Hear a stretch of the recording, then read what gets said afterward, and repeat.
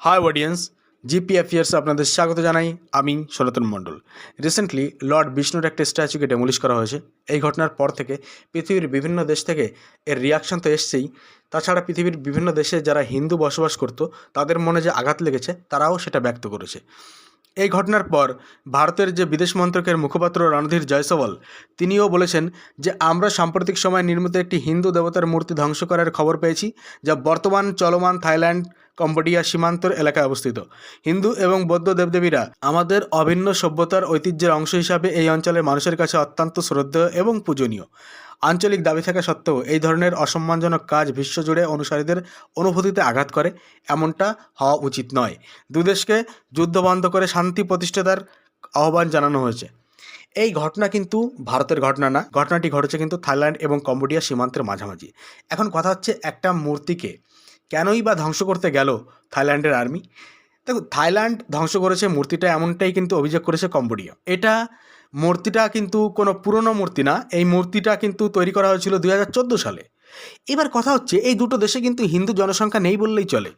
এই থাইল্যান্ডে হিন্দু জনসংখ্যা হচ্ছে 0.01% থেকে 0.04%, আর যেটা সংখ্যায় বললে বলা যেতে পারে ওই 90-95 হাজার থাইল্যান্ডে।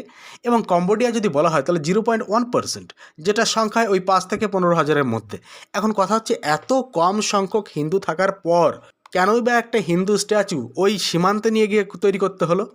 কেন? দেশের মাঝখানেও তো জায়গা ছিল, অন্যান্য জায়গাও তো জায়গা ছিল, কেন সেই জায়গা বাদ দিয়ে সীমান্তেই তৈরি করতে হলো? যদিও তৈরিটা করেছে কিন্তু কম্বোডিয়া, আর ধ্বংস করেছে থাইল্যান্ডের আর্মি, অর্থাৎ থাইল্যান্ড। দেখো, এই ঘটনা বুঝতে গেলে এখানে একটু রাজনীতি আমাদের বুঝতে হবে।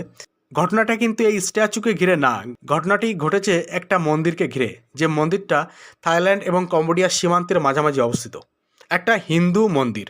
এই মন্দিরের নাম হচ্ছে দ্য প্রিয়া বিহার মন্দির। মন্দিরটা 900 বছরের পুরনো মন্দির। এটা একটা শিব মন্দির। কিন্তু কথা হচ্ছে, একটা মন্দির কেন সীমান্তের মাঝখানে তৈরি করতে হলো? এই মন্দিরটা সীমান্তে কিভাবে আসলো?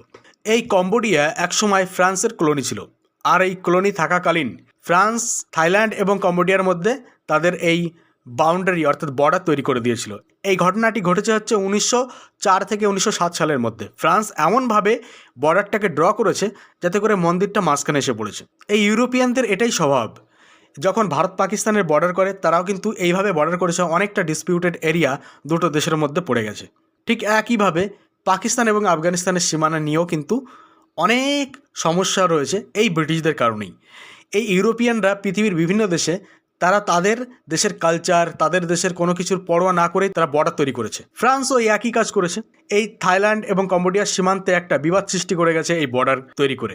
এখন একটা হিন্দু মন্দির নিয়ে দুটো দেশ এমনভাবে লড়ছে, অথচ হিন্দু জনসংখ্যা দুই দেশে নেই বললেই চলে। একটা হিন্দু মন্দির নিয়ে তারা এত মাতামাতি কেন করছে? এই যুদ্ধও করছে তারা এই জন্য। এই কিছুদিন আগেই এই যুদ্ধ চলছিল, এবং থাইল্যান্ড এবং কম্বোডিয়ার যে যুদ্ধ, এই যুদ্ধে প্রায় 40 থেকে 50 জন মানুষ দুই দেশেরই কিন্তু মারা গেছেন।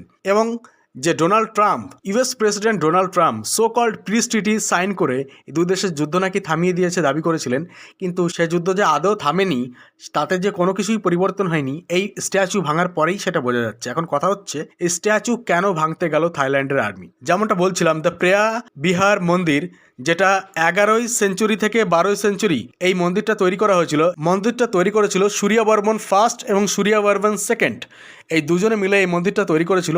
এবং মন্দিরটার যে উচ্চতা, এটা হচ্ছে 525 মিটার, যেটা 1722 ফুটের কাছাকাছি। কিন্তু কারণটা হচ্ছে এই, যে এই মন্দিরটাকে 2008 সালের দিকে ইউনেস্কোর ওয়ার্ল্ড হেরিটেজ সাইটে যোগ করা হয়, আর তখন থেকেই থাইল্যান্ড এবং কম্বোডিয়ার মধ্যে মন্দিরটির মালিকানা নিয়ে অত্যন্ত খারাপ পরিস্থিতি তৈরি হয়েছে। এবং এই খারাপ পরিস্থিতি এতটাই খারাপ তৈরি হয়েছে যে এই 2025 সালে এসে সেটা বেশ ভয়াবহ রূপ নিতে যাচ্ছিল। তো যাই হোক, যুদ্ধ সে ডোনাল্ড ট্রাম্পের কারণেই হোক বা অন্য কোনো কারণেই হোক, যুদ্ধ কিন্তু থেমে গিয়েছিল। কিন্তু সেটা যে একেবারে থামেনি, মন্দিরের পাশে যে স্ট্যাচু তৈরি করা হয়েছিল সেই স্ট্যাচু ভাঙা দেখেই এখন সেটা বোঝা যাচ্ছে। এই কম্বোডিয়া এবং থাইল্যান্ড, এদের যদি বিন্দুমাত্র হিন্দু ধর্মের প্রতি শ্রদ্ধা এবং সিম্প্যাথি থাকতো, তাহলে একটা মন্দিরের উপরে এইভাবে তারা যুদ্ধ করতে পারতো না। এই যে একটা লর্ড বিষ্ণুর স্ট্যাচুকে ভেঙে গুড়িয়ে দেওয়া হলো, এদের বিন্দুমাত্র সিম্প্যাথি নেই হিন্দু ধর্মের প্রতি। তাহলে কি জন্য যুদ্ধ করছে? হ্যাঁ, যুদ্ধ করছে টাকার জন্য। এই মন্দির দেখার জন্য 2023 সালে প্রায় 2 লাখ লোক এসেছিল। হ্যাঁ, 2 লাখ। এইভাবে যদি বিদেশি পর্যটক মন্দির দেখতে আসে তাহলে একটা মোটা অঙ্কের টাকা কিন্তু এই মন্দির থেকে রোজগার করা যায়। সেই কারণেই এই দুটি দেশের মধ্যে এই অশান্তি চলছে। আর এই মন্দির দেখার জন্য যতটা পর্যটক আগে আসতো 2008 সালের পর থেকে, যখন 2008 সালে এই মন্দিরকে ইউনেস্কোর ওয়ার্ল্ড হেরিটেজ সাইটে যোগ করা হয়, তারপর থেকে এই মন্দির দেখার জন্য বিদেশি পর্যটক আরও বেশি ভিড় করতে লাগলো।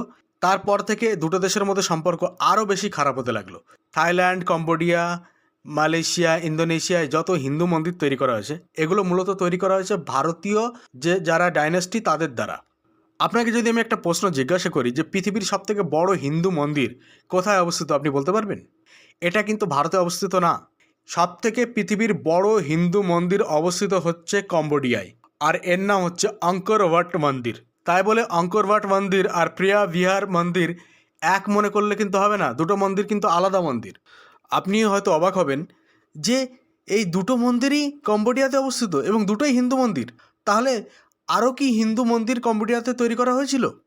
হ্যাঁ, আরও অনেক হিন্দু মন্দির তৈরি করা হয়েছিল এবং সংখ্যাটি জানলে আপনারা শক হয়ে যাবেন।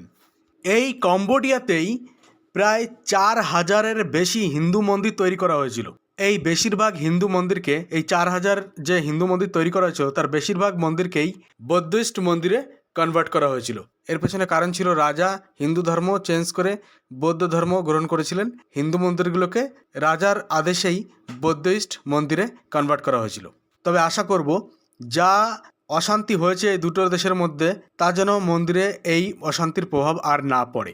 তার ফলে পৃথিবীর বিভিন্ন দেশে থাকা হিন্দুদের কিন্তু মনে আঘাত লাগে।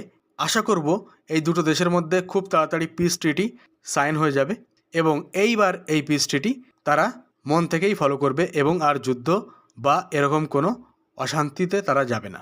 আর আপনাদের প্রতি রিকোয়েস্ট থাকবে প্রতিনিয়ত এরকম ইনফরমেটিভ ভিডিও পেতে জিপি অ্যাফেয়ার্স সাবস্ক্রাইব করুন এবং সঙ্গে থাকা বেল আইকনও প্রেস করুন।